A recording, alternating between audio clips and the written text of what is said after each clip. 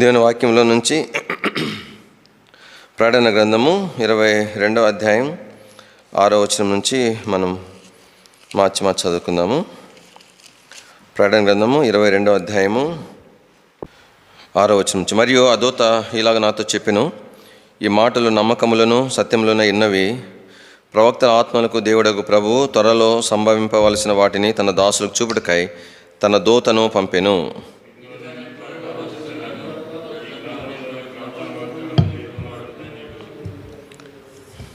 యోహానును నేను ఈ సంగతులను వినినవాడను చూచినవాడను. నేను విని చూచినప్పుడు వాటి నాకు చూపుచున్న దూత పాదముల ఎదుట నమస్కారం చేయుటకు సాగిలపడగా,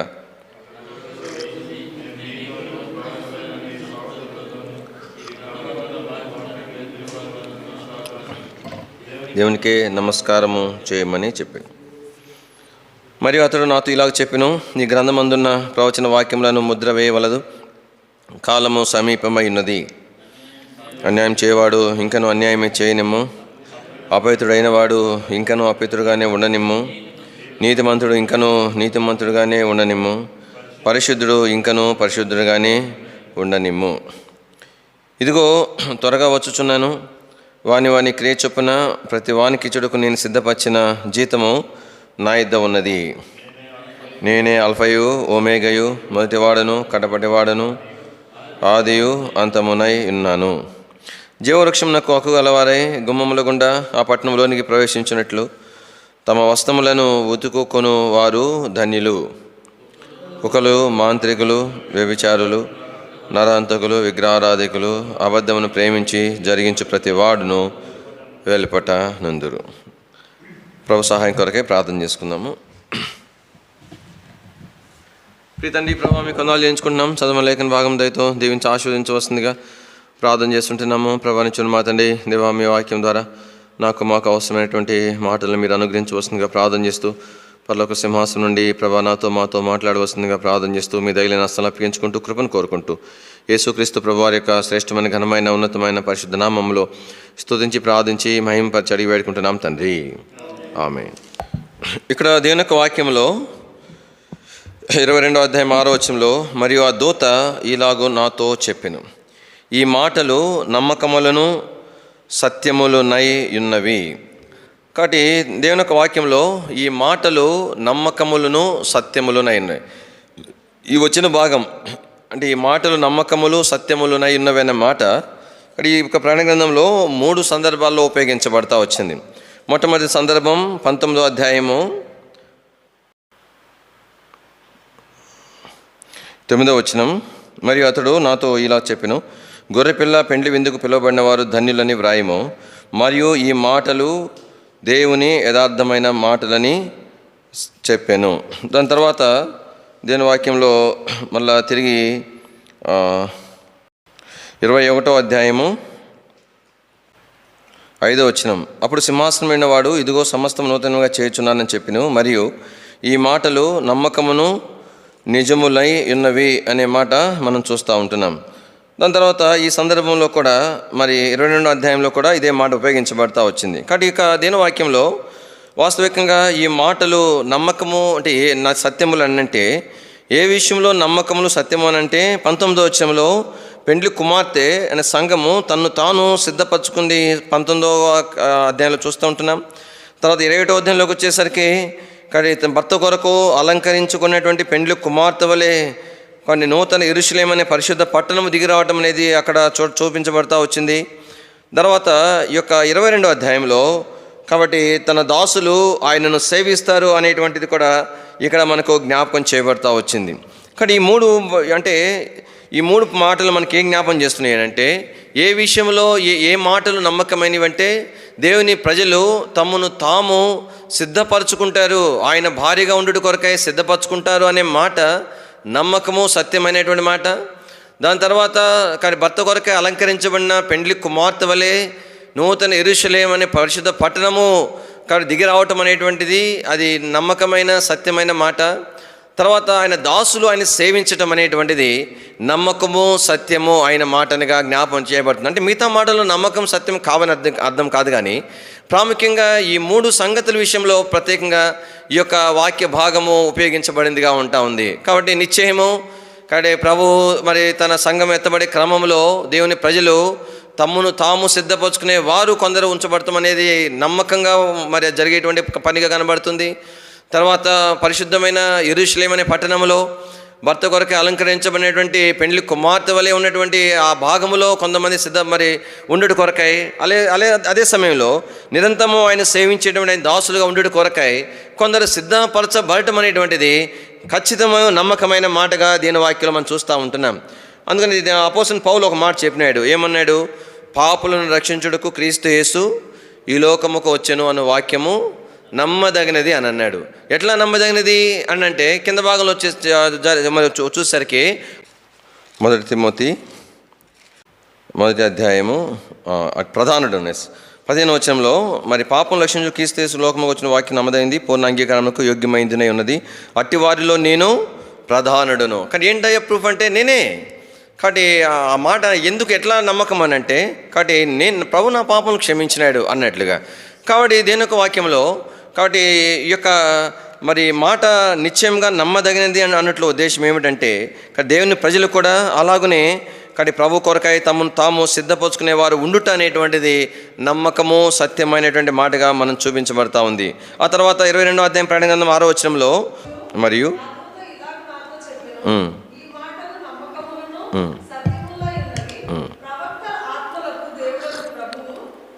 కాబట్టి ఇక్కడ ప్రవక్తల ఆత్మలకు దేవుడగు ప్రభు అనే మాట చూస్తూ ఉంటున్నాం. కాబట్టి ఇక ప్రభు అనే మాట ఇక్కడ కూడా థిక్ లెటర్స్లో ఉంది. అంటే యేసు ప్రభు గురించి ఇక్కడ దూత ఏమైనా సాక్ష్యం ఇస్తున్నాడంటే ప్రవక్తల ఆత్మలకు దేవుడగు ప్రభు. ఎందుకు ప్రవక్తల ఆత్మలకి దేవుడా? మిగతా దేవుని ప్రజలకు ఆయన దేవుడు కాదనంటే వారికి కూడా దేవుడే. ఎందుకని పర్టికులర్గా ఈ మాట మరి దేవుని యొక్క దూత యోహానుతో చెప్తున్నారంటే ఇశ్రాయేలు ప్రజల యొక్క పరిస్థితి ఏంటంటే వారు యేసు ప్రభు నమ్ముతారు కానీ ఆయనను ప్రవక్తగా నమ్ముతారు, మెస్సియాగా ఆయన నమ్మట్లేదు. కాబట్టి ఇప్పటికీ కూడా యేసు ప్రభుని ఈ కాలానికి కూడా నేటికి కూడా ఇశ్రాయేలు ప్రజలు ఏమని నమ్ముతారంటే ఆయన ప్రవక్త అని నమ్ముతారు. అంతేగాని ఎవరు అన్యాయసుడని నమ్మరు, ఆయనను ప్రవక్తనే నమ్ముతారు కానీ మెస్సియాని నమ్మరు. కాబట్టి దీని యొక్క వాక్యంలో యోహాను ఈ ప్రత్యక్ష చూసిన తర్వాత బహు దీర్ఘకాలము తను బ్రతికి సేవ చేయనంటున్నాడు, ఇశ్రాయేల్ ప్రజల మధ్యకు తను వెళ్ళనై ఉంటున్నాడు. కానీ వారికి దృఢంగా తన సాక్ష్యం ఇవ్వాల్సినది ఏమిటంటే యేసు ప్రభువారు ఎవరు అని అంటే ఆయన ప్రవక్త కాదు, ఆయన ఎవరనంటే ప్రవక్తల ఆత్మలకు దేవుడు ఆయన అని తను నిశ్చయంగా సాక్ష్యము ఇవ్వవలసి ఉన్నది. అందుకని నేను ఒక వాక్యంలో మరి ప్రభు ఈ మాట చెప్తూ ప్రవక్తల ఆత్మకు దేవుడగు యేసు ప్రభు అని చెప్పి తర్వాత ఏమన్నాడు?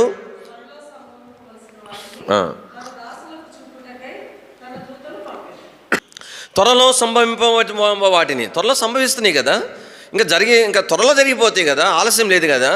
అలాంటప్పుడు తన దాసునికి ఎందుకు చూపించాలా అని అంటే ఒక ప్రత్యేకమైన ఉద్దేశం ఇక్కడ జ్ఞాపకం చేయబడతా ఉంది.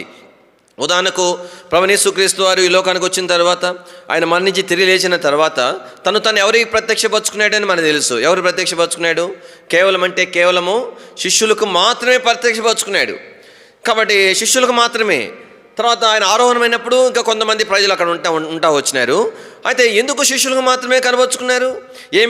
మరి ఎంతమంది ఆయన రొట్టెల ద్వారా మరి మేలు పొందిన వారు ఉన్నారు, గుడ్డివారు చూపు పొందిన వారు ఉన్నారు, వారికి కూడా కనబరుచుకోవచ్చు కదా. మీకు రొట్టెలు పంచిన వాడే నేనే, మీ కళ్ళున్న ఎదుట నన్నే సిలువ వేసింది అని చెప్పవచ్చు కదా. ఎందుకు ప్రభు శిష్యులకు మాత్రమే ప్రత్యక్షపరుచుకున్నారంటే వారు ఆ తర్వాత క్రమంలో లోకమందంతటా ప్రభుని గురించి వారు దృఢముగా సాక్ష్యమిచ్చి సేవ చేయవలసి ఉన్నది.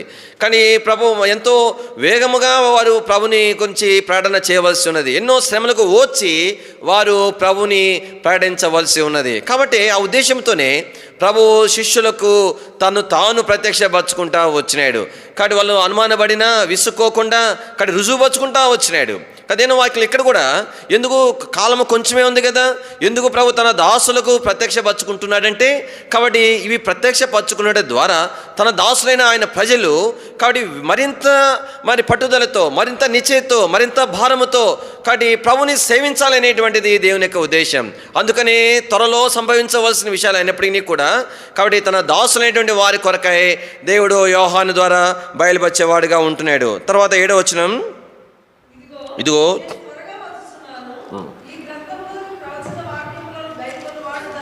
కాబట్టి ప్రభు అంటున్నాడు, నేను త్వరగా వచ్చుచున్నాను.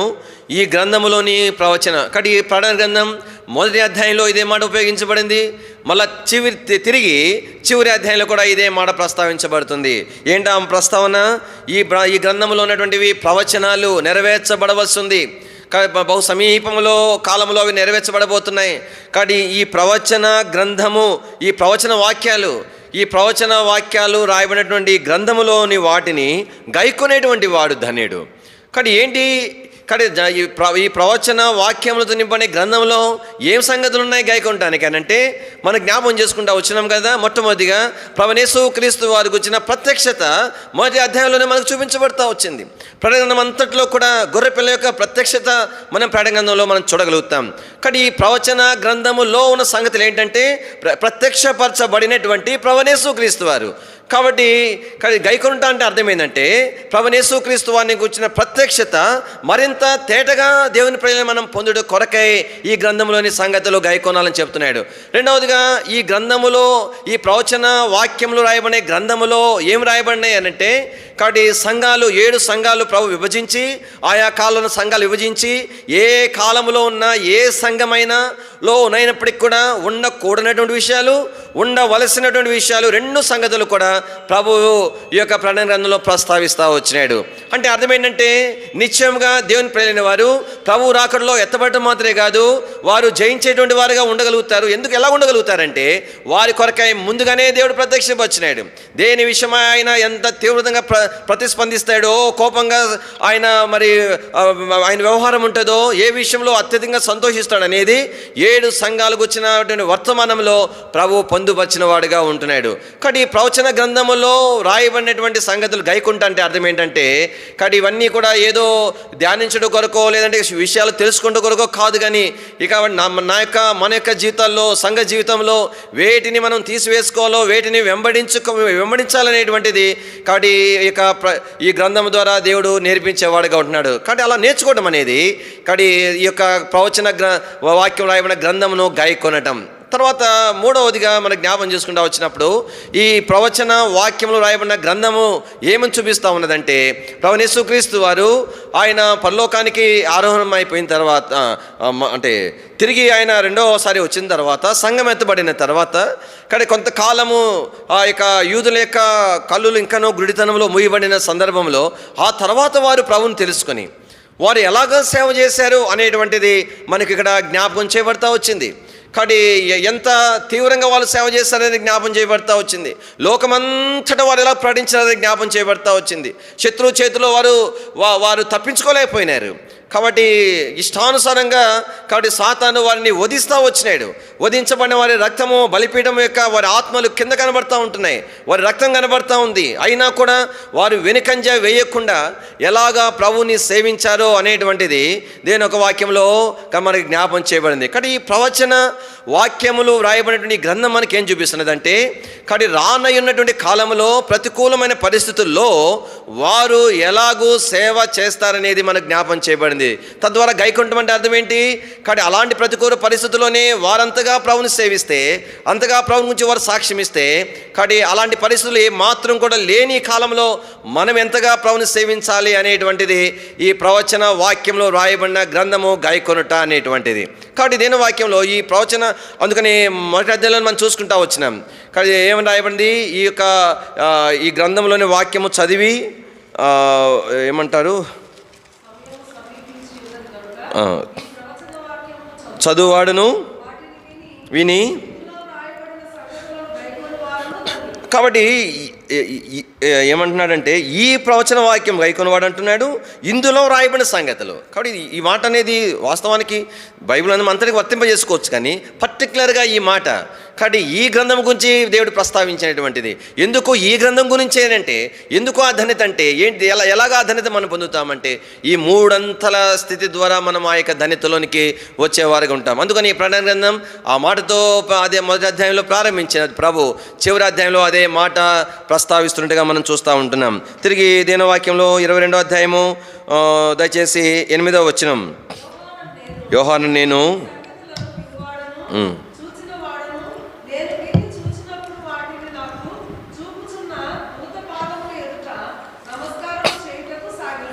కాబట్టి యోహాను దూత పాదములకు నమస్కారం చేయడానికి సాగిలపడినాడు.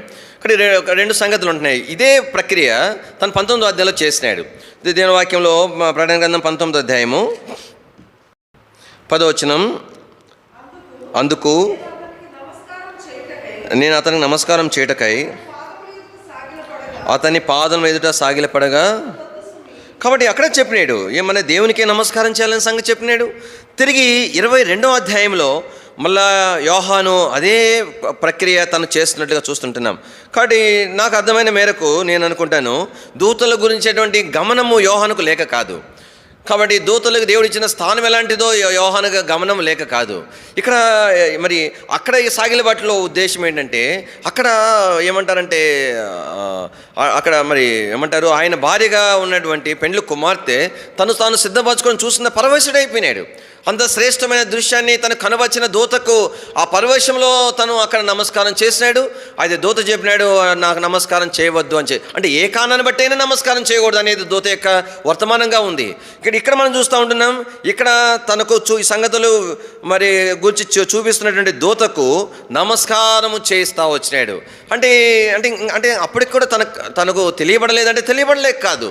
ఇక్కడ మనకేం చూపిస్తూ ఉన్నదంటే తన యొక్క దీనత్వాన్ని చూపిస్తూ ఉంది.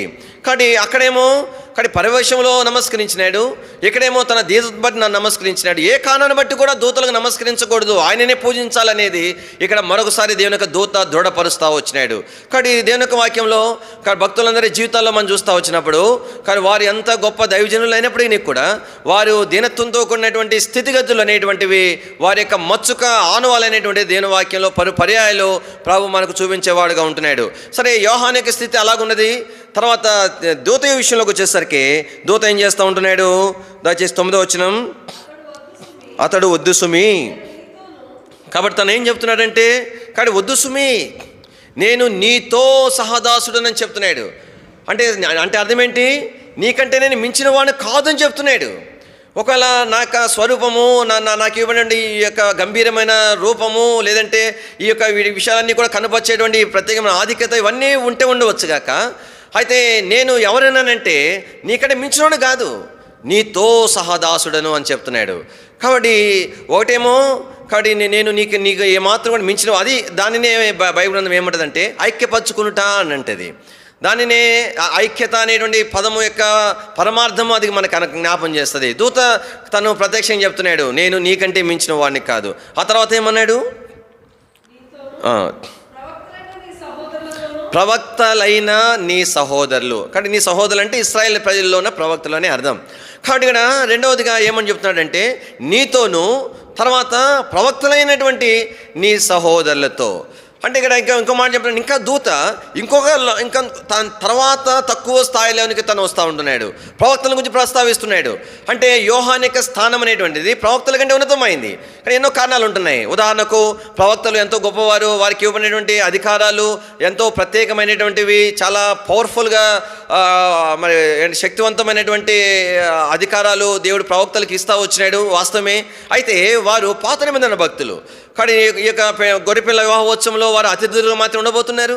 అయితే యోహాను విషయం ఎలాంటిదంటే యోహాను ఆ ప్రవక్తలు పాత నిబంధన భక్తులందరూ కూడా చిందించబడనై ఉన్న యేసుప్రభు రక్తం మీద విశ్వాసం ఉంచి కాబట్టి ఆ రక్తము చిందించబడినంత వరకు కూడా ఆ సంపూర్ణ రక్షణ కొరకు వారు పరదేశంలో ఉంచబడిన వారు. అది యోహాను అట్లా కాదు, నూతన నిబంధన సంబంధించినటువంటి వాడు. గొర్రెపిల్ల యొక్క ఆ యొక్క పెండ్లి కుమార్తె యొక్క మరి ఆ కౌలోనికి చెందినటువంటి వాడు. అంతమాత్రమే కాదు, ప్రవక్తలు ఎవరు కూడా సింహాసనాలు లేవు. కానీ 12 మంది అపోస్తలులకు సింహాసనాలు దేవుడు ఏర్పాటు చేసినాడు. అంటే దేవుని యొక్క దూత ఏం చెప్తున్నాడంటే మొట్టమొదటిగా యోహానుతో ఏమంటున్నాడంటే నేను నీకంటే మరి మించిన వాడిని కాదని చెప్తున్నాడు. అయితే నేను నీ అంతటి వాడను అనేది కూడా ఉద్దేశం కాదు. ఒకళ్ళు అలాగనుకుంటారేమోనని. తర్వాత ఇంకా కొంత కిందకు వచ్చి ప్రవక్తలతో పోల్చుకుని ప్రవక్తలతో నీ సహోదరులైన ప్రవక్తలతో నేను సహదాసును అని చెప్తున్నాడు. తర్వాత అంతటితో ఆగిపోవట్లేదు. బహుశా దూత అనుకుండొచ్చు నేను యోహాను లాంటి వాళ్ళు ప్రవక్త లాంటి వాళ్ళతోనే సహదాసును అని అనుకుంటారేమో అనుకున్నాడేమో. తర్వాత ఇంకా ఏమంటున్నాడు చదవండి. ఈ గ్రంథముందున్న కాబట్టి ఈ గ్రంథముందున్న వాక్యములను అంటే సామాన్యమైన విశ్వాసులు సాధారణమైన విశ్వాసులు, నూతన నిబంధన విశ్వాసులు. అంటే ఒక మాట చెప్పండి, నువ్వు నేనే ఎంత అల్పులమో, ఎంత అయోగ్యులమో, ఎంత అపనమ్మకస్తులమో, ఎన్ని విషయాల్లో ఆత్మీయమైన భ్రష్టత్వం కలిగిన వారమో. అయితే దేని వాక్యాలు అంటున్నాడు, వారితో సహదాసుడను, వారి తోటి వాడను, వారితో కలిసి పనిచేయదగినటువంటి వాడను, వారి కొరకే ఏమైనా దేవుడు చెప్తే సంతోషంగా చేయదగిన వాడను అని దూత చెప్తున్నాడు దేని ఒక వాక్యంలో. అందుకని ఈ యొక్క ఏమంటారంటే వీరి విషయంలో ఈ ప్రవచన గ్రంథములను గైకొని వారు అన్నారు కదా. ఇక్కడ ఈ భాగం కొంత వివరణ ఉంది. 19వ వచనం, 19వ అధ్యాయము, 19వ అధ్యాయంలో 10వ వచనం. అందుకు నేను అతని నమస్కారం చేయటకు అతని పాదం మీద సాగిలపడగా అతను వద్దు సుమి, నేను నీతోను యేసు గూర్చిన సాక్ష్యము చెప్పు నీ సహోదరులు. కాబట్టి అక్కడేమన్నాడు, ఈ ప్రవచన వాక్యం గైకొను నీ సహోదరులు అన్నాడు. ఇక్కడేమన్నాడు, యేసును గూర్చి సాక్ష్యము చెప్పు నీ సహోదరులు. కానీ దేని యొక్క వాక్యంలో కాబట్టి ఈ యొక్క భాగము మనకు ఏమి జ్ఞాపం చేస్తూ ఉన్నదంటే, కాబట్టి మరి యోహాను యొక్క దీనత్వము మనకు జ్ఞాపం చేస్తూ ఉంది. తర్వాత మరి భక్తులు మళ్ళీ గుర్తు చేసుకుని మళ్ళీ ఇంకో వర్తమానం అయిపోద్ది కాబట్టి మనం వెళ్ళం. కానీ కాబట్టి ప్రతి భక్తులైన ప్రతి వారిలో కూడా మనం చూసేటువంటి దైవిక నియమం అది. కాబట్టి ఆ పునాది మీదే వారు కట్టబడుతూ వచ్చినారు. ఇక్కడ ప్రత్యేకంగా ఈ 8, 9 వచనాలు ప్రత్యేకమైన పారాగ్రాఫ్ ఇవ్వడంలో ఉన్న ఉద్దేశం కూడా అదే. యోహాను యొక్క దీనత్వం, తర్వాత ఆ దూత ఎంత ఆధిక్యతలు పొందిన దూత, కాబట్టి తను ఎలాగున దేవుని ప్రజలతో సమానమైనదిగా మరి ఎంచుకుంటా వచ్చిందనేది జ్ఞాపం చేయబడుతుంది. అదే దేవుని గణపరచుట్లో ఒక భాగం. అందుకని తర్వాత మాట ఏమన్నాడంటే, దేవునికే నమస్కారం చేయమంటే వాస్తవంగా దేవునికి నమస్కారం చేయమని, రెండవది ఆయనకే నమస్కారం చేయటం అంటే ఆ విధానమే ఈ విధానంలోనే అర్థం. ఇలాగన ప్రభుని కనపరచుట అనేటువంటిదిగా మనకు జ్ఞాపం చేయబడతా ఉంది. తర్వాత 10వ వచనం చదవండి.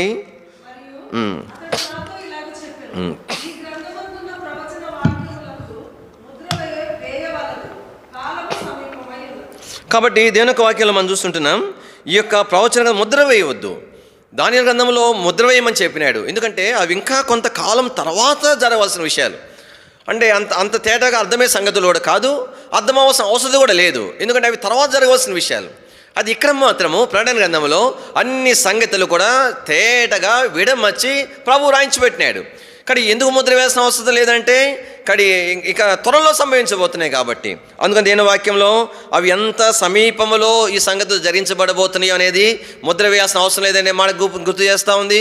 ఎంత సమీపంలో జరిగించబడబోతున్నాయి అనే సంగతి ఈ 10వ వచనానికి కొనసాగింపుగా ఉన్న 11వ వచనం ద్వారా మనకు అర్థమవుతా ఉంది. చదవండి.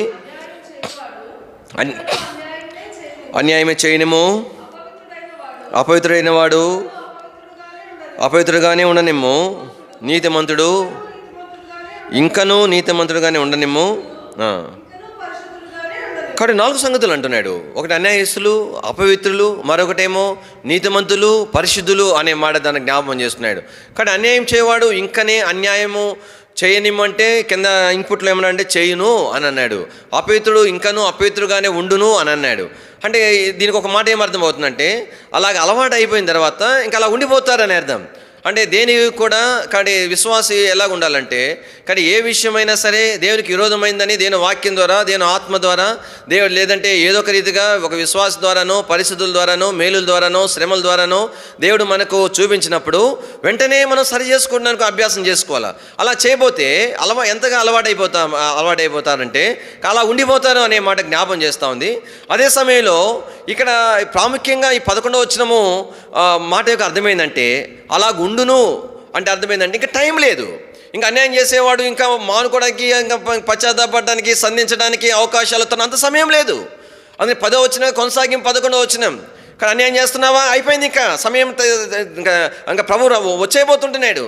నీతిమంతుడైన వాడు, పరిశుద్ధుడైన వాడు పరిశుద్ధుడుగానే ఉండును అనే మాట మరి జ్ఞాపం చేయబడింది. ఎందుకంటే అలా ఉండంగానే ఇంకా తర్వాత ఎప్పుడో ఇంకా ఏదో బలహీనతలు పడింది, అంత సమయం లేదని అర్థం.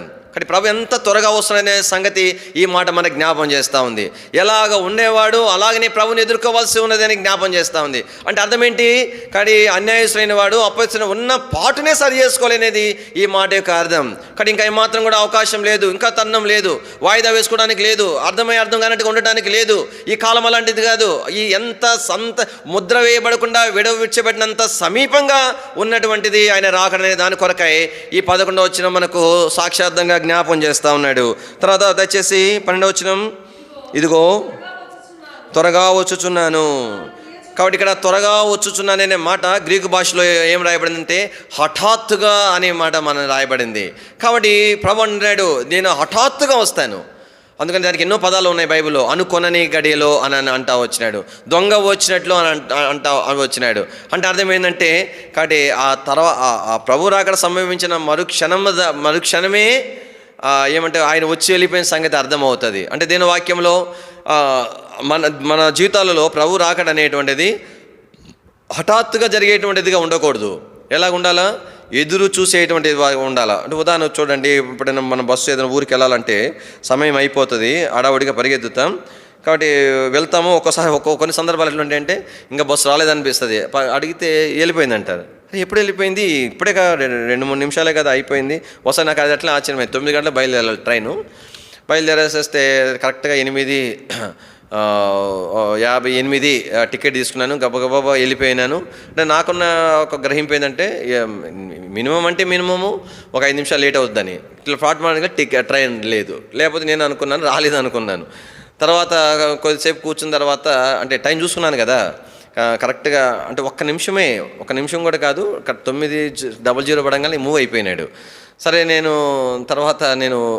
మా అక్క ఉంటే వైజాగ్లో అక్క ఫోన్ చేసి, అక్క ముందు వెళ్ళిపోయినాడంటే ముందు కాదు ప్రసాద్, కరెక్ట్ టైంకి పోయాడని చెప్పింది ఆమె. అంటే అట్లాగంటుంది అనమాట. అంటే ఏమంటారు, ముందుగా వెళ్ళినటువంటి వారు ఎట్లాగుంటుందంటే వారు ఎదురు చూస్తూ ఉంటారు. అంటే ప్రభు రాకడ కొరకు ఈ విషయంలో ఎట్లా ఉండాలా? విశ్వాస జీవితంలో ఎదురు చూస్తూ ఉండగా ప్రభువుని ఎదుర్కొనేదిగా ఉండాలి, కానీ హఠాత్తుగా జన్మించే సంఘటనగా ఉండకూడదు. అరే నేను అనుకోలేదే, అరే ఇప్పుడే అనుకోలేదే, ఎన్నిసార్లు చెబుతున్నారుగా అని అనుకున్నానే, కానీ ఇంత సడన్గా నిన్న కూడా అనుకున్నాం కదా, దేవుడు నిన్న కూడా నా వ్యక్తిగత వాక్యం మాట్లాడినాడు కదా, అరే అట్లా అనుకోకూడదు అన్నమాట దేవుని వాక్యం. అందుకని ప్రభు అన్నాడు, నేను త్వరగా వచ్చుచున్నానని చెప్తూ ఇక్కడ దేవుని ప్రజల కొరకు ఎంతో ప్రోత్సాహకరమైన ఆదరణకరమైన మాటలు ప్రభు చెప్తా వచ్చినాడు. 12వ వచనంలో వాని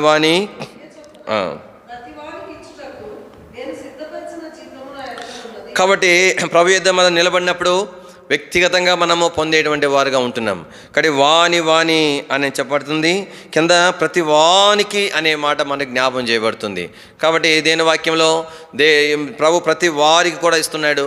దేనిని బట్టి ఇస్తున్నాడంటే క్రియలను బట్టి ఇస్తూ ఉంటున్నాడు. తర్వాత అంటే మరి ఏ రీతిగా ప్రభుని మరి మనం సేవిస్తున్నామనే దాన్ని బట్టి ప్రభు బహుమానం ఇస్తాడు. ఒకరిని బట్టి ఒకరికి బహుమానం రావటమో పోవటం అనేది ఉండదు. కానీ నన్ను బట్టి నాకు నేనే కారకుడను, మేలు కొరకైనా కీడు కొరకైనా. తర్వాత అందుకు మాత్రమే కాదు, దేని వాక్యంలో ఒక ఏ జ్ఞాపం చేయబడుతుందంటే, కాబట్టి సిద్ధపరిచిన జీతం అనే మాట కూడా జ్ఞాపం చేస్తూ ఉంది. అంటే అందరికీ ఈక్వల్గా కాదు, కానీ దేన్ని బట్టి సిద్ధపరుస్తున్నాడు? దేన్ని బట్టి? మన ఆత్మీయతను బట్టి, మన మాదిరికరమైన జీవితాన్ని బట్టి, దేవుని దృష్టిలో యోగ్యంగా మనము సిద్ధపరుచుకున్న దాన్ని బట్టి, మనకంటే ముందున్నటువంటి బైబిల్లో భక్తులు కానీ, మన కన్నుల ఎదుట మనం వింటున్నటువంటి సాక్ష్యాలు లాంటి దేవుని ప్రజల యొక్క, దేవుని దాసుల యొక్క జీవితాలు కానీ, వారి వంటి వారి ఎంత మేర మనం సిద్ధపరచుకుంటామో వారి కొరకై సిద్ధపరిచేటువంటి జీతం. కాబట్టి ఈ యొక్క జీతం అనేటువంటిది అందరికీ ఈక్వల్గా వచ్చే జీతం కాదు. కానీ దీని ఒక వాక్యంలో జ్ఞాపం చేసుకోవాల్సింది ఏంటంటే, మరి ప్రాముఖ్యమైన నియమం ఏంటంటే, మనము ప్రభు ద్వారా జీతము పొందవలసిన వారుగా ఉంటున్నాం. అందుకనే దీని వాక్యంలో ఇక్కడ 6వ వచనంలో కూడా మనం చూసాము, ఈ త్వరలో సంభవించబడిన వాటిని తన దాసులకు ఏం చేస్తాడంటే ఆయన చూపిస్తూ వచ్చినాడు. ఎందుకు దాసులు చూపిస్తూ వచ్చినాడు అంటే, దాసుని యొక్క పని ఏంటి? దీని వాక్యంలో మనం చూస్తాం. ఏమని రాయబడతా ఉంది అని అంటే, మరి ఒక యజమానుడు ఒకనికి 5 తలాంతులు, 2 తలాంతులు, 1 తలాంతు ఇచ్చి దూరదేశం ప్రయాణం వెళ్ళిపోయిన తర్వాత మరి ఆ యొక్క దాసులు యొక్క ఏం చేసినారు? రెండు ప్రక్రియలు చేసినారు. మొట్టమొదటి, వారు కష్టపడి పని చేయడంలోని ఉద్దేశం ఏంటంటే, యజమానుడు వచ్చినప్పుడు మమ్మల్ని ఏం చేయాలైనా మెచ్చుకోవాలి అన్న దృక్పథముతో వారు పనిచేస్తూ వచ్చినారు. రెండవది, ఆ దాసులు చేసిన పని ఏంటి? వారికి యజమాని ఆస్తి భద్రపరచబడాలా, అది నష్టపరచబడకూడదనే కోణంతో వారు ప్రయాసపడతా వచ్చినారు. కాబట్టి దేని యొక్క దాసులుగా మన యొక్క దేవుడు ఇచ్చిన మన నియమం ఏంటంటే, మొట్టమొదటిగా ప్రభు ఎదుట మెప్పు గంత పొందుడు కొరకై మనల్ని మనం ఆత్మీయంగా సిద్ధపరచుకోవడానికి గురించి జ్ఞాపం చేస్తూ ఉంది. రెండవది మనకేం చూపిస్తూ ఉందంటే, ప్రభు కాబట్టి దేవుని ప్రజలను లేదా అనేకులను ప్రభు కొరకై సిద్ధపరచడం అనేటువంటిది కూడా మన జ్ఞాపం చేస్తూ ఉంది. దీన్ని బట్టి మనం జీతం పొందుతామంటే, ఎంత మేర మనల్ని మనం ప్రభు కొరకు సిద్ధపరచుకుంటామో, ఎంత మేర అనేకులను ప్రభు ఎద్దుకు తెచ్చే విషయమైనా, దేవుని ప్రజలు దేవుని కొరకు సిద్ధపరచబడే విషయమైనా కానీ మనం ప్రయాసపడతాము. దానిని బట్టి ప్రభు జీతం ఇచ్చేవాడిగా ఈ భాగంలో మనకు జ్ఞాపకం చేయబడతా ఉంది. తర్వాత 13వ వచనము, నేనే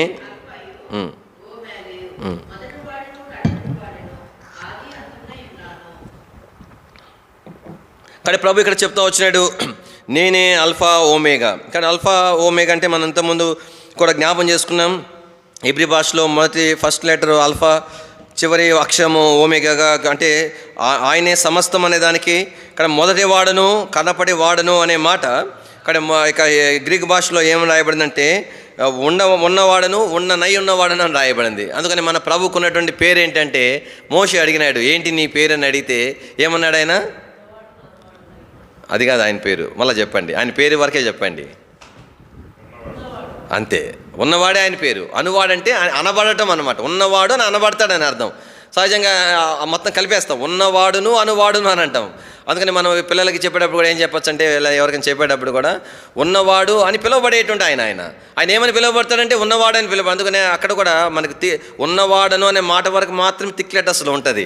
కానీ తలంపు ఏంటంటే, కానీ మన ప్రభు ఆయన అన్ని కాలాల్లో ఏకరీతిగా ఉన్నటువంటి వాడుగా మనము ప్రభువుని మనము చూస్తాం.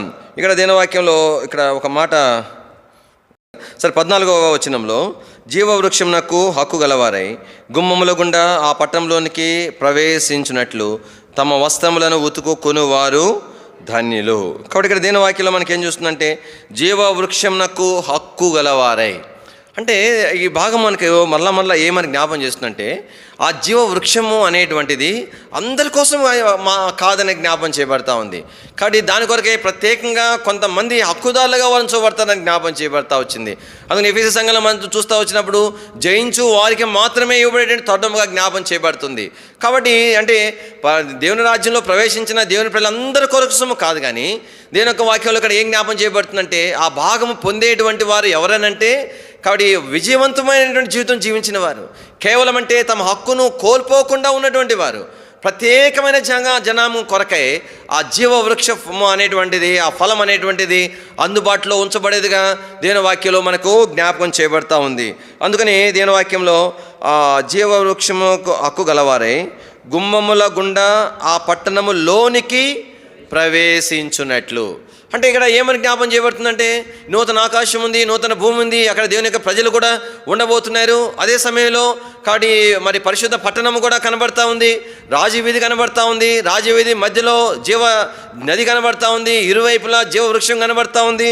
కాబట్టి ఈ గుమ్మము గుండా ఆ పట్టణంలో ప్రవేశించేటువంటి వారు హక్కు కలిగిన వారు మరి ఏమంటారు, జయవంతమైనటువంటి జీవితం కలిగినటువంటి వారి కొరకై ఇటువంటి ఆధిక్యతలు. అందుకు దీని వాక్యం రాయబడుతుంది, వారు ఎవరయ్యానంటే తమ వస్త్రములను ఉతుకుకొనువారు. మూల భాషలో ఏమని రాయబడిందంటే, వస్త్రములను ఉతుక్కునేవారనే తెలుగులో రాయబడింది. మూల భాషలో కాబట్టి దేవుని యొక్క ఆజ్ఞలను గైకొనువారు అని రాయబడింది.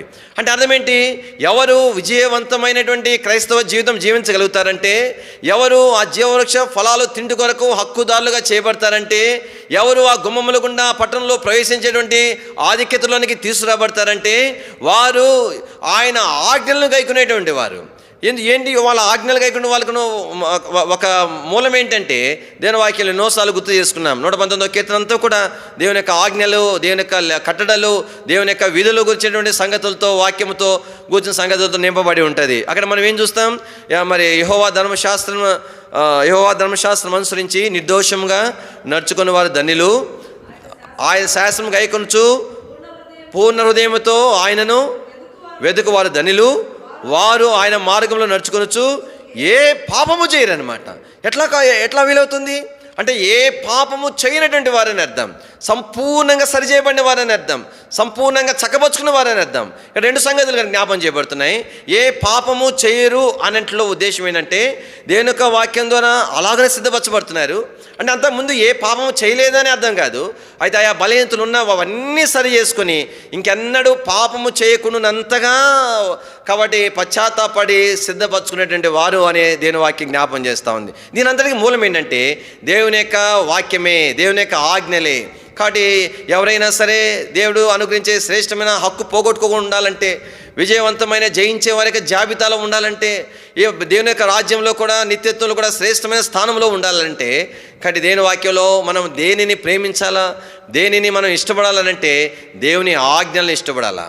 కానీ ప్రభుత్వం మనం చెప్పాలి, ఎన్నో సందర్భాల్లో గుర్తు చేసుకున్నాం. కాబట్టి అయినా పర్వాలేదు కాబట్టి ఒక దినానికి కొన్ని సంగతులు ఎన్నిసార్లు గుర్తు చేసుకున్నా మంచిదే. కానీ ఇది సమయాల వల్లే మనం చెప్పాలా, నీ దాసుడు ఆలకించుచున్నాడు, ఆజ్ఞనిమ్ము అని చెప్పాలా. కాబట్టి దేవుని ప్రభుత్వం చెప్పాలా, దేవుడు ఏదైతే ఒకటే ప్రార్థన చేసుకోవాలా, ప్రభా ఏదైనా సరే నీ వాక్యం ద్వారా ఇది చేయకూడదు అని నా గమనాన్ని తీసుకొస్తే దానిని నేను మర్చిపోకూడదు, దాన్ని మరొక విధానంలో నేను అన్వయించుకోకూడదు, దాన్ని చేయకూడదు, నాకంటే చేయకూడదు అంతే. కానీ నేను చేయను. కానీ ఒకవేళ నేను ఇలా చేశాను కానీ నాకు తప్పని తెలియదు, అయితే చేయకూడదని బయలుపరిచినా ప్రత్యక్షపరిచినా ఇక నేను చేయను అనేటువంటి తీర్మానం. ఇలాగ చేయాలని సంగతి తెలీదు. అయితే ఆయా రీతులుగా దేవుని వాక్యం ద్వారా, అనేక సాక్ష్యం ద్వారా, ఆయా సందర్భాల ద్వారా, పరిస్థితుల ద్వారా దేవాన్ని ఇది చేయాలని నేర్పించినాం. ఇక దాని విషయమై నాకు అర్థం కానట్టుగా నేను మళ్ళా ఉండను, కానీ నేను నిశ్చయంగా చేస్తాను. అందుకని దేవుని వాక్యంలో ప్రభు ఒక ఆజ్ఞ ఇచ్చినాడంట. ఏం ఆజ్ఞ ఇచ్చినాడని రాయబడింది, నా ఆజ్ఞలను జాగ్రత్తగా గైకొనవలెనని నీవు మాకు ఆజ్ఞాపించున్నావు. అక్కడే చదవండి, తర్వాత వచ్చినాము. నీ ఆజ్ఞలను జాగ్రత్తగా గైకొనాలి, అదనమాట. ఎత్తుక్కోవాలా ప్రతి అనుదినము పోషణలో, కుటుంబ పోషణలో. కాబట్టి ఏమైనా నా కొరకే ఆజ్ఞ ఉన్నదా అని ఎత్తుక్కోవాలా. కాబట్టి దాన్ని గమనంలో పెట్టుకోవాలా, మళ్ళా గుర్తు చేసుకోవాలా, ప్రార్థన చేసుకోవాలా. కాబట్టి జాగ్రత్తగా గైకొనాలి అని ఆజ్ఞ ఇచ్చినాడు. అంటే జాగ్రత్తగా అంటే నిశ్చయంగా జాగ్రత్తగా ఉండాలా. ఏ విషయంలో జాగ్రత్తగా ఉండాలంటే ఆజ్ఞలు గాయకునే విషయంలో జాగ్రత్తగా ఉండాలా. అందుకని ఒక వాక్యంలో ఈ భాగం మనకు ఏమేమి చూపిస్తూ ఉన్నదంటే, కాబట్టి గుమ్మంలో గుండా వారు ప్రవేశించేవారు. అందుకని చివరి దినాలలో ఉన్నాం. మన ఎలాంటి జాబితాలో మనం రావాలంటే జయించే వారి జాబితా. ఎన్నో బైబిల్లో రకరకాల వ్యాఖ్యానాలను బట్టి అందరూ ఎత్తబడతారు అనే సంగతులు ఉన్నా అక్కడ నిశ్చయంగా ప్రభు రాకడలో సిద్ధపడిన వారే ఎత్తబడతారు. దానికి బహు దృఢమైనటువంటి ఆధారాలు ఉన్నాయి. గొప్ప గొప్ప దేవుని సేవకులు కూడా, వర్తమానికులు కూడా ఈ విషయంలో ఒక కంక్లూజన్కి రాలేకపోతున్నారు, ఒక నిశ్చితను రాలేకపోతున్నారు. అయితే దేవుని ప్రజలంగా దేవుని వాక్యం అంటే వారికంటే మించిన వాళ్ళు కాదు కానీ దేవుని వాక్యం ఎంతో స్పష్టంగా రాయబడింది. సిద్ధపడిన వారు ఆయనతో కూడా వాళ్ళు ఏం చెప్పినారంట, లోపల ప్రవేశించినారు అని రాయబడింది. కాబట్టి జయించేటువంటి వారు గురించి ఎన్నో సంగతులు రాయబడతా ఉన్నాయి. కాబట్టి దేవుని యొక్క రాకడలో, నిత్యత్వములో కాబట్టి శ్రేష్టమైన స్థానము, అంతస్తు అనేటువంటిది అందరు కొరకు కాదు అనేది మనకు జ్ఞాపం చేయబడుతుంది. ఎన్నో ముఖ్యంగా ఈ సహవాసంలో అంటే మనం పలు గుర్తు చేసుకుంటాం కదా. ఈ సియోని గీతాలన్నీ కూడా ఇంత పాత దినాల్లో దేవుని యొక్క సేవకులు కాన్వకేషన్స్లో ఆయా సందర్భాల్లో ఇవ్వబడిన వర్తమానాలే ఆ పాటలు అనుకుంటాం. అవే మన సాక్ష్యము. ఎన్నో పాటలు రాయబడి ఉంటుంది. ఏం పాట ఉంటుంది, జయించు వారిని కొని పోవా ప్రభు యేసు వచ్చును, జయించు వారిని కొని పోవా ప్రభు యేసు వచ్చును, స్వతంత్రించు కొనేదరుగా వారే సమస్తమున్, స్వతంత్రించు కొనేదరుగా వారే జయించు వారిని కొని పోవా ప్రభు యేసు వచ్చు. ఇంకో పాట ఏముంది, రాజులకు రాజైన యేసు ప్రభు రానయ్యున్నాడు, జైన యేసు ప్రభు రానయ్యున్నాడు, ఎత్తబడెదవా లేక విడువబడెదవా, ఎత్తబడెదవా లేక విడువబడెదవా, రాజులకు రాజైన యేసు ప్రభు రానయున్న.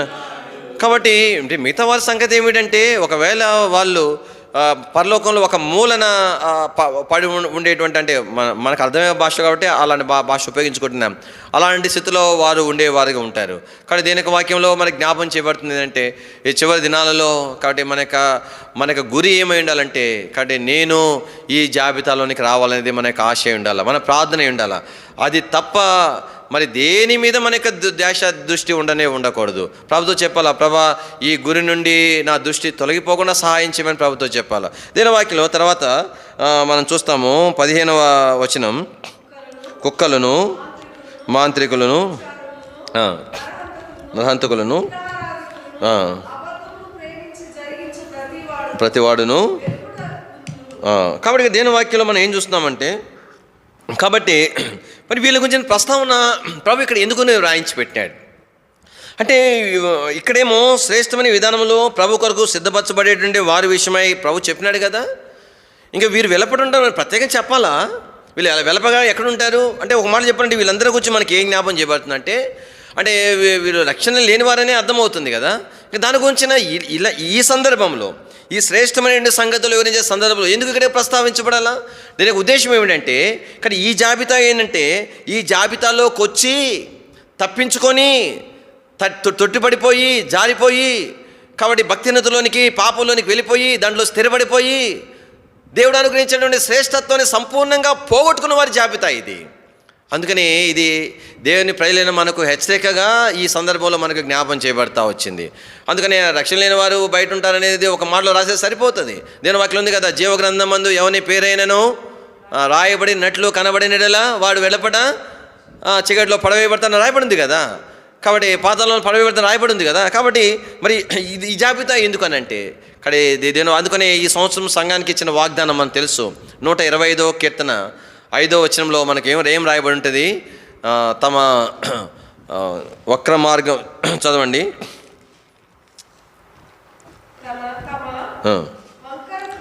వంకర త్రోవలకు. కాబట్టి ఎట్లా ఏమైపోయినారు? తొలగిపోవడం అంటే అర్థం ఏంటి? ఒకప్పుడు ఆదాములో అందరం తొలగిపోయినాం, అది యేసుప్రభువులో సమకూర్చబడ్డాం. కానీ సమకూర్చబడి దేని వాక్యంలో సీయోను యొక్క అనుభవంలోకి వచ్చినాం. కాబట్టి కథలక స్థిరంగా ఉండేటువంటి అనుభవంలోకి వచ్చినాం. అయితే తర్వాత ఏమైపోతుందంటే, అక్కడ నుండి తప్పించుకొని తొలగిపోయి ఎక్కడ తొలగిపోతున్నాం? వంకర త్రోవ. ఎక్కడ వచ్చింది ఆ వంకర త్రోవ? ఎవరు నేర్పించినారు? తమ వంకర త్రోవ మనకు మనం కల్పించుకుంది, నాకు నేను కల్పించుకుంది. కానీ దీనికి ఎవరు బాధ్యుడు కాదు. తొలగిపోయి తర్వాత చదవండి, తొలగిపోయిన వారు అంటే అంటే తప్పేముంది బా, మళ్ళీ ఇటు వెళ్ళి మళ్ళీ కొంచెం దూరం పోయిన తర్వాత మళ్ళీ నేను రూట్లో కలుసుకుంటాను అనుకోవడానికి కాదు. అయితే కలుసుకోవచ్చేమో వేరే సంగతి, సమకూర్చబడచ్చేమో వేరే సంగతి. అయితే అక్కడ నుండి వారి విషయం ఏంటంటే, వంకర త్రోవకు వెళ్ళి అక్కడ నుండి జారిపోయి ఎక్కడ కలిసిపోయినారు? పాపులతో కలిసిపోయినారు, పాపం చేసే వాళ్ళతో కలిసిపోయినారు. ఒకప్పుడు ఎక్కడ నుండి రక్షణ పొందినారు? పాపుల్లో నుండి రక్షణ పొందిన వాళ్ళు మరి దారి తప్పే స్థితిలో నుండి మార్గంలోనికి వచ్చిన వారు ఇప్పుడు వంకర త్రోవలోనికి వెళ్ళిపోయి అక్కడ తొలగిపోయి ఆ పాపులు చేరిన వారితో చేరిపోయి ఇంకా అక్కడ నుండి మళ్ళీ రిటర్న్ అయినారా? రిటర్న్ కాలే. ఏమైపోయినారు? వారితో కూడా ఏమైపోయినారంటే, వాళ్ళు పాపులతో కూడా వారితో పాటు వీళ్ళు కూడా తీసుకొని పోబడ్డారు. ఇంకా అక్కడ నుండి వాళ్ళు వేరు చేయబడలే. ఆ తర్వాత కింద భాగంలో ఉంది, ఇశ్రాయేలు మీద వీరు ఎలాంటి వారు అంటే తాము దేవుని కొరకు ఆత్మీయంగా సిద్ధపరచుకునేవారు. సరే అండి, క్లుప్తంగా 2 మాటలు గుర్తు చేసి ప్రార్థన చేసుకుందాము. 15వ వచనంలో ఎవరు వీళ్ళు? ఒకటి కుక్కలు మనకేం చూపిస్తున్నది అంటే, కుక్కకు ఉన్నటువంటి సహజంగా మనకు సహజంగా తెలిసిన సంగతి ఏంటంటే, కుక్క వాంతి చేసుకుంటుంది, చేసుకున్న వాంతిని మళ్ళీ తినేస్తుంది. అదనమాట. అంటే అర్థం ఏంటి?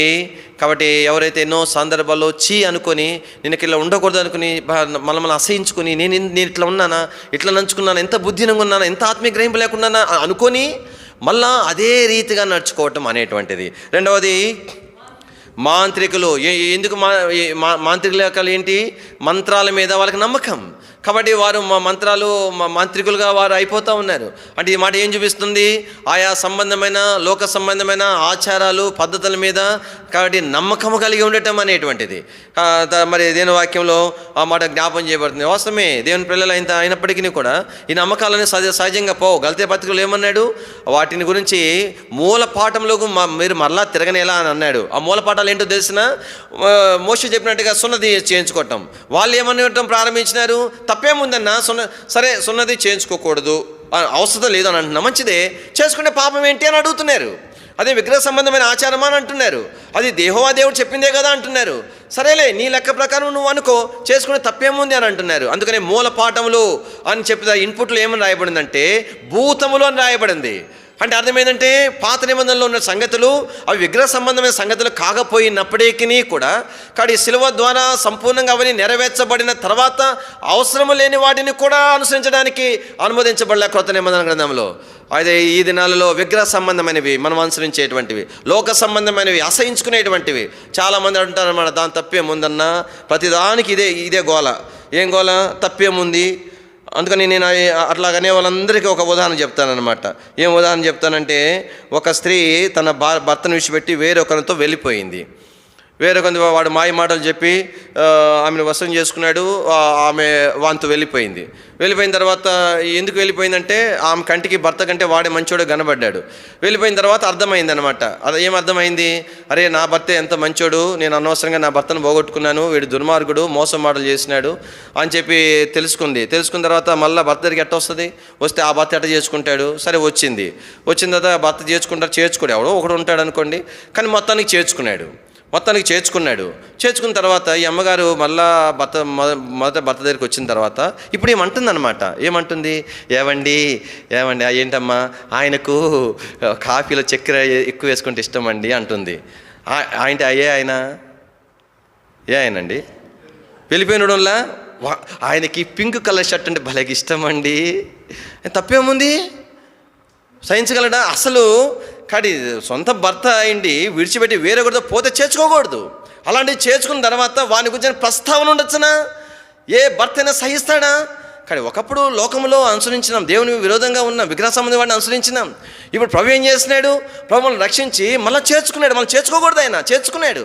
ఇప్పుడు వాటికి వచ్చిన ప్రస్తావన పోలిక ఏమైనా తీసుకురావచ్చిన దేవుని విషయాలలో దేవుని వెంబడించేవారుగా. అందుకనే ఒక ఇంటికి మేము పోయినాం. ఎంత భూతాలంటే ఆచారాలు. సిస్టర్ ఇల్లు మారితే వెళ్తే మేము చెప్పినామన్నమాట. ఆమెకి ఏం చెప్పినామంటే, అమ్మ దయచేసి టీ పెట్టద్దు, ఏదైనా ఇస్తే స్వీట్ ఏదైనా ఇస్తేవు, హాట్ ఏదైనా ఇవ్వు, మంచి ఇల్లు కానీ టీ పెట్టద్దు అని చెప్పినాం. ఎందుకు టీ పెట్టద్దని చెప్పినాము? టీ వంక పెట్టి పాలు పొంగిస్తుందని, అదనమాట. సరే, ఆమె ఏం చేస్తుందంటే పాలు పెట్టింది. నేను అప్పుడు చెప్తున్నాను, ఏం చెప్తున్నానమ్మా, టీ పెట్టొద్దన్నావు కానీ టీ పెట్టాలని పెట్టినావు, నువ్వు పాలు పొంగిపోతాయి అని చెప్తే ఆమె పోతేగా ఇక పాలు పొంగిపోయినాయి. అంటే అర్థమైంది చెప్పండి? అంటే పొంగిస్తానంటే ఈ సేవకుడు ఒప్పుకోడు. అందుకని ఏం చేయాలా? టీ పెట్టినట్టు పెట్టి మాట్లాడి పొంగేదాకా ఆగితే ఎంత దయ్యాలి కదండి ఆచారాలు. వద్దని చెప్పినాం కదా, తప్పని చెప్పినాం కదా. తలంపు ఏంటంటే కాబట్టి మాంత్రికులు. కానీ తర్వాత విషయం ఏం రాయబడింది? కాబట్టి వ్యభిచారులు అంటే వ్యభిచారం చేసేవారని కాదు, వ్యభిచార సంబంధమైన ఆలోచన హృదయంలో కలిగి ఉండేటువంటి వారు, వ్యభిచార సంబంధమైన మనస్సు కలిగినటువంటి వారు. అందుకని మనము ఏమని ఆయన చూసినాము, యోబు విషయం చూసినాము. యోబు కన్నులతో ఏం చేశాడంట? నిబంధన చేసుకున్నట్ట. దాని నిబంధన చేసుకున్నాక రుజువేంటి? ఏమన్నాడు? ఎవరినైనా మరి నేను చూచి నా హృదయమందు నేను ఏం చేసిన ఎడలా, మోహించిన ఎడలా అని అన్నాడు. అంటే ఎంత దృఢంగా చెప్పినాడు. ఎవరి హృదయంలో కూడా అలాంటి తలంపు ఎవరి విషయంలో నాకు లేదని చెప్పగలిగినాడు. ఎంత కష్టమైన సంగతి. కాబట్టి అంత మాత్రమే కాదు, దాన్ని తానే దృఢపరిచినాడు. ఇంకెంత ఏమన్నాడు? ఒకవేళ అలా నేను చేసుంటే, ఏం చేసుంటే అంటే ముచ్చట్లు వేసుకొని, వ్యవహారాలు వేసుకొని, సరసాలు ఆడుకుంటా, గంట గడుపుతా, అక్కడ దాకా కాదు. కాబట్టి చూచినప్పుడు కానీ తన కన్నులతో కూడా నిబంధన చేస్తున్నాడంట, కన్నులతో చెప్పినాడంట, నువ్వు అంటే కన్యకను నేను ఎలా చూస్తున్నాను అన్నాడు. అంటే దాని అర్థం కూడా గుర్తు చేసుకున్నాం. కన్యకలను చూడటం తప్పని కాదు ఇక్కడ అర్థం. అంటే కన్నులతో చెప్పినాడు, ఎవరిని చూసినా, ఎంత అందమైన యువతిని చూసినా, ఎంత అట్రాక్షన్ ఉన్నటువంటి సహోదరిని చూసినా ఏ మాత్రం కూడా వేరైన భావన లోపల రాకూడదు సుమా అని చెప్పినాడంట, కళ్ళకి చెప్పినాడంట. దాని యొక్క నెరవేర్పు కింద వచ్చినలో చూస్తాం. మరి దానికి నిర్ధారణ ఏమంటాడు, ఒకవేళ నేను హృదయంలో మోహిస్తే నా భార్యను వేరొకడు కూడును గాక అని అంటాడు. ఎంత గట్టిగా చెప్పగలిగినాడండి. అంటే ఈ వ్యభిచారాలు అన్నమాట, వ్యభిచార సంబంధమైన ప్రతిదీ కూడా. దాని తర్వాత ఇంకేమని రాయబడుతుంది, నరహంతకులు. నరహంత అంటే అర్థం ఏంటి, కాబట్టి ఒకరినొకరు ద్వేషించుకోవటం. దీంట్లో పోటీ పడుతున్నారు ఈ రోజులో. సేవకులు పోటీ పడుతున్నారు, విశ్వాసులు పోటీ పడుతున్నారు. సిగ్గు కూడా ఉండదు మనకు, అర్థమైందా? కాబట్టి ఎంతమంది విశ్వాసులు సేవకులను కాబట్టి నువ్వు సంతోషంగా మాట్లాడగలవు చెప్పు, మాట్లాడగలవు, సంతోషంతో చేర్చుకోగలవు, సంతోషంగా కనబడి కూడా మాట్లాడగలవు. అంటే అదేమంటే 1,00,000 కారణాలు చెప్తాం మనం అండి, 1,00,000 కారణాలు చెప్తాం. అట్ట చేసినాడు అన్న, ఇట్ట చేసినాడు అంటే సరే అట్ట చేసినాడు కరెక్టే. ఏమో దేవుని దగ్గర క్షమాపణ అడిగితే దేవుడు క్షమించడా?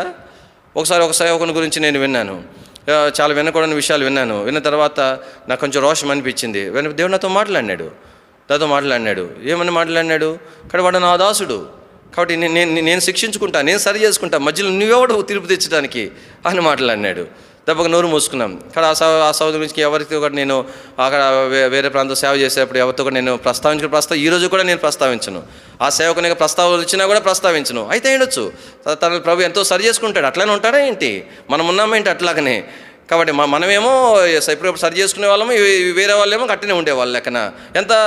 ఎంత ఫూలిష్నెస్ థింకింగ్ కదా ఇది. ఎంత నరహంత కిందకు వస్తాయి ఇవన్నీ కూడా. దేని వాక్యంలో ప్రభు ఏమన్నాడు, నిర్నిమిత్తముగా నీ సహోదరుని మీద ప్రభు నరహత్య చేయవద్దని రాయబడిన మాట మీరు విన్నారు కదా. ప్రభు ఏమన్నా నేను మీతో చెప్పినది ఏమనగా, నిర్నిమిత్తముగా కారణం లేకుండా సహోదరుని మీద కోపపడి ప్రతివాడు ఏం చేసినట్టు చెప్పండి, నరహత్య చేసినట్టు. అరే సరే నా దృష్టిలో నాకంటే భక్తి ఉండి అనుకో, అందుకని దేవుడు లేపేసినాడు అనుకోండి, నాకంటే ముందే లేపేసినాడు అనుకోండి, ఆ సేవకుడు విశ్వాసం ఎవరో ఒకరిని, నేను పరమ భక్తుని కాబట్టి వాని తర్వాత నేను చనిపోయినాను అనుకోండి. ఇప్పుడు దేవుడు క్షమాపణ పొంది దేవుని రాజ్యంలో ఉంటాడు. ఇప్పుడు నేను పోగానే గేట్ దగ్గర కనబడతాడు ఆయన. ఇవి ఎట్లా పోవాలా నేను లోపలికి, ఎట్ట పోతాను నేను? అదే కదా అంత కుతికిల కాడికి పెట్టుకున్న ద్వేషం. అన్ని జనులైన మనలము చెడిపోయిన మనల్ని దేవుడు అంగీకరించినాడని చెప్పి యూదులు ఏం చేసినారు, కుతికిల కాడికి ద్వేషం పెట్టుకున్నారు, అన్ని జనులతో సహవాసం. ఈ పేతురైతే ఏమన్నాడు, అన్ని జనులను ముట్టుటైన యూదునికి ధర్మం కాదని చెప్పినాడు. అందుకే పేతురు గురించి మనం కూడా ధ్యానం చేసినాం. అంత దేవుడు అంత ప్రత్యక్షించి ఆ వస్త్రము ఆకాశం వచ్చేట్టు చేసి, అయ్యా నేను వారిని పరిశుద్ధపరిచిన వాళ్ళు నువ్వు అపవిత్రంగా ఎంచొద్దని ఎంత చెప్పిన తర్వాత కూడా ఏం చేశాడు, యూదులు అప్పుడు దాకా అన్ని జనులతో కూర్చొని బాగా తింటున్నాడు. యూదులు రాగాలను చూసి ఏం చేసినాడు, సైగ్గా పక్కపోయినాడు. ఎందుకంటే వాళ్ళు అనుకుంటారు ఏమని, చూడు వీడు పేతురు యూదుడు అన్నిలతో తింటున్నాడు అని. అది ఎవరు చూసినారు, పౌలు చూసినాడు. పౌలు చూసి ఏం చేసినాడంట, బహిరంగంగానే తనను గది. ఆ సంగతిని మనం తర్వాత పేతురు ఇక జీవితంలో చూస్తూ వచ్చినాం. కాబట్టి నేను జ్ఞాపం చేసే మాట ఏంటంటే, సరే చిన్న కుమారుడు వెళ్ళినాడు, వాడు చేసిన పనులు సామాన్యమైన పనులు కాదు. అయితే ఆ తండ్రి క్షమించేసినాడు. వీడేమో కుతికిల కాడికి ద్వేషం.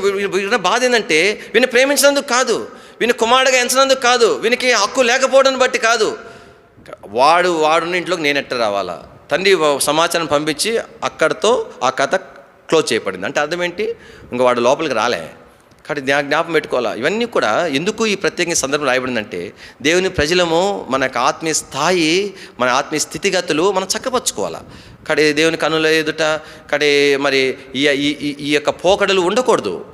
అయితే కావచ్చు ఏదో చిన్న వాటిని బట్టి మన నరకానికి పోగలేకపోవచ్చు, చిన్న వాటిని బట్టి పరలోకం పోగొట్టుకోకపోవచ్చేమో.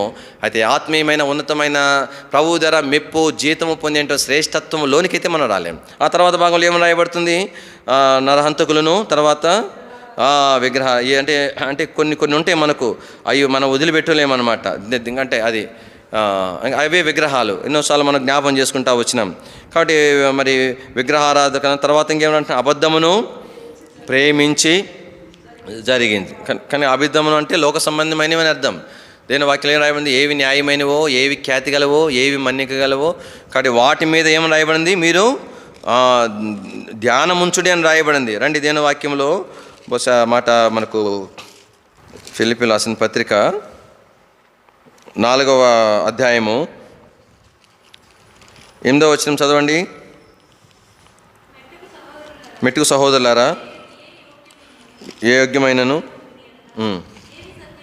ఏవి సత్యమైనవో, ఏవి మాన్యమైనవో, ఏవి న్యాయమైనవో, ఏవి పవిత్రమైనవో, ఏవి రమ్యమైనవో, ఏవి ఖ్యాతి గలవో, వాటి మీద ధ్యానం పెట్టుకోవాలా, వాటి మీద మనసు పెట్టుకోవాలా.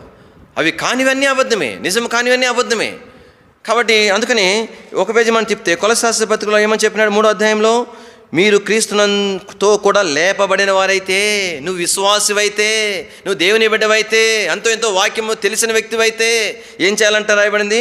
పైనున్న వాటినే వెదకమంటున్నాడు. దాని మీదే ధ్యాస ఉండాలా. ఇంకా దేని మీద ఇష్టం ఉండకూడదు.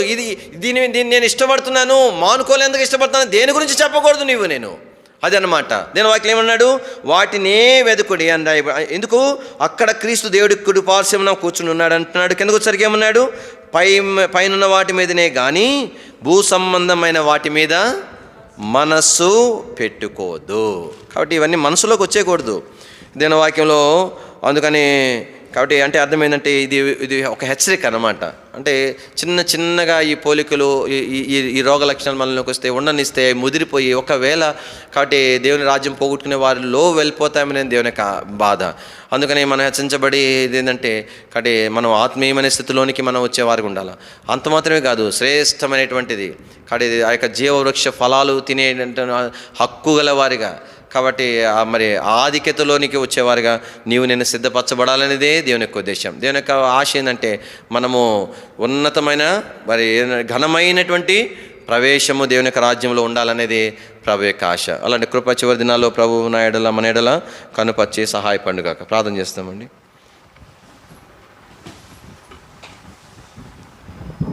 ప్రేమ స్వరూపిణి మా తండ్రి, పరిశుద్ధుడైన దేవా, మీ స్తోత్రాలు చెల్లించుకుంటున్నాం.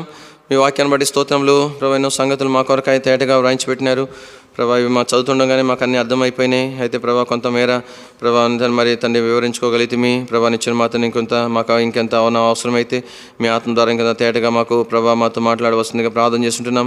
చివరి దినాల్లో ఉంటున్నాం, మధ్య దినాల్లో ఉంటున్నాం ప్రభా. మీ దాసులుగా ప్రభా నిచ్చిన మాతని మాకు ముందుగా ఇవన్నీ బయలుపరచడం ద్వారా మమ్మల్ని మేము సిద్ధపరచుకొని ఈ ప్రభా మా దేవుని ప్రజలను కూడా మీ కొరకు సిద్ధపరిచేటువంటి ప్రభా ఈ రెండంతల పరిచర్య మేము కలిగి ఉండటం ద్వారా మీ ద్వారా జీతం పొందేటి కొరకై, మెప్పు పొందేటి కొరకై, ఘనత పొందేటి కొరకై ప్రభా మీరు మమ్మల్ని ఆయుత్తము చేయవలసిందిగా ప్రార్థన చేస్తుంటున్నాము. ప్రభాతని మా కొరకు ఇవ్వబడిన హెచ్చరికను బట్టి స్తోత్రములు. ప్రభావించిన మాతండి వెలపట ఉండేటువంటి వారి యొక్క లక్షణం యొక్క ప్రభాతండి ఏ సూచనగా ప్రభాతండి సూచనగా కానీ ప్రభాతండి ఏ మాత్రం కూడా ప్రభా మా జీవితంలో లేకుండా మీరు చేయవలసిందిగా ప్రార్థన చేస్తుంటున్నాం. మా ప్రభు వలె ప్రభాతండి నిచ్చిన మాతండి ప్రభా మేము భూమి మీద నడుచుకున్నట్టుగా ప్రభా మీరు మాలో కార్యం జరిగించవలసింది ప్రార్థన చేస్తున్నాము. వాక్యం దీవించము. మహిమగంతా ప్రభావాలు ఆరోపించుకుంటూ వందనములు స్తోత్రం చెల్లించుకుంటూ యేసుక్రీస్తు ప్రభు వారి యొక్క శ్రేష్టమైన ఘనమైన ఉన్నతమైన పరిశుద్ధ నామములో స్తుతించి ప్రార్థించి మహింపరిచి అడిగి వేడుకుంటున్నాం తండ్రి. ఆమేన్. తొట్టిల్లకుండా మిమ్మల్ని కాపాడుటకును తన మహిమ ఎదుట ఆనందముతో నిర్దోషులుగా నిలబెట్టుటకును శక్తిగల రక్షకుడైన అద్వితీయ దేవునికి ప్రభువైన యేసుక్రీస్తు వారి మూలంగా మహిమయు మహత్యమును ఆధిపత్యమును అధికారమును యుగములకు పూర్వమును ఇప్పుడును సర్వయుగములను కలుగునుగాక.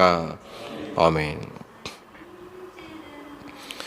నీకు కృపజూపమో దేవా, నాకు అర్పించెదను నన్ను నీకు. కృపజూపమో దేవా, నాకు నా దేవ నన్ను విడువకుము, నన్ను ఎన్నడు ఎడబాయకుము. నా దేవయన్ విడువకుము, నన్ను ఎన్నడు ఎడబాయకుము. నన్ను ఎన్నడు ఎడబాయకుము, నన్ను ఎన్నడు ఎడబాయకుము. అర్పించుకొను నన్ను నీకు. కృపజూపుమో దేవా, నాకు అర్పించుకొను నీకు. కృపజూపుమో దేవా, నాకు